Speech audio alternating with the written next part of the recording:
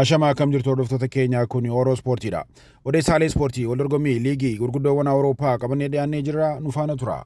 Tapha baniinsa Priimeerligii Ingiliizii Liverpool dirree isaa Anfield Road irratti Bournemouth waliin godheen 4-2 injifachuu danda'ee jira.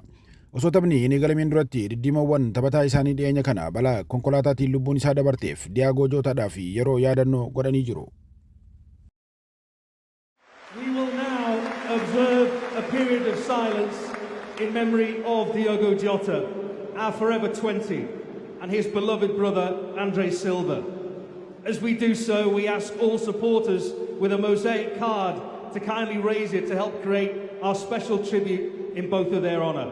The silence will begin and end on the referee's whistle.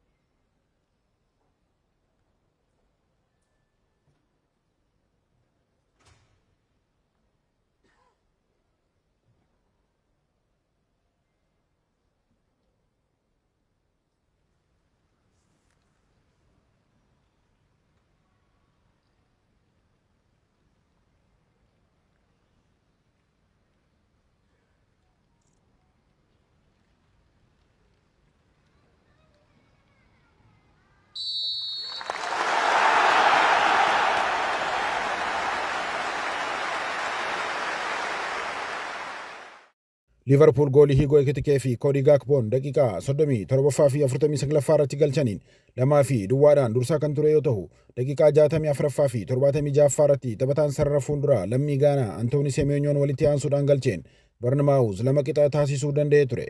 Goolii Frederico Chiesa fi Mohamed Salah daqiiqaa 88 fi 94 irratti wal duraa duuba galchaniin Liverpool 4-2 mo'achuu danda'ee jira.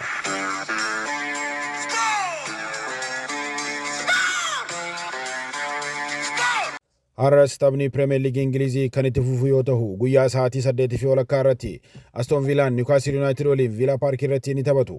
Waaree booda yeroo wal fakkaataa sa'aatii 11 irratti ammoo Brighton fi Fulham, Sunderland fi West Ham, Tottenham fi Burnley kan taphatan yoo ta'u galgala sa'aatii 1 fi walakkaa irratti Wolves Manchester City waliin ni taphatu.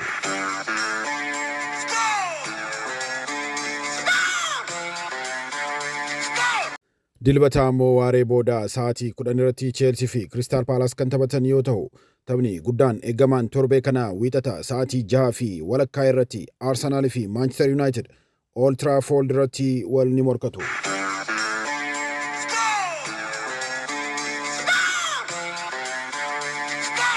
Odesaalee Ispoortii Priimeerligii Ingiliizii irraa maddeen adda addaa irraa raabsiniif qindeessine kanuma hanga yerootti aanu walaa garuutti yeroo gaarii.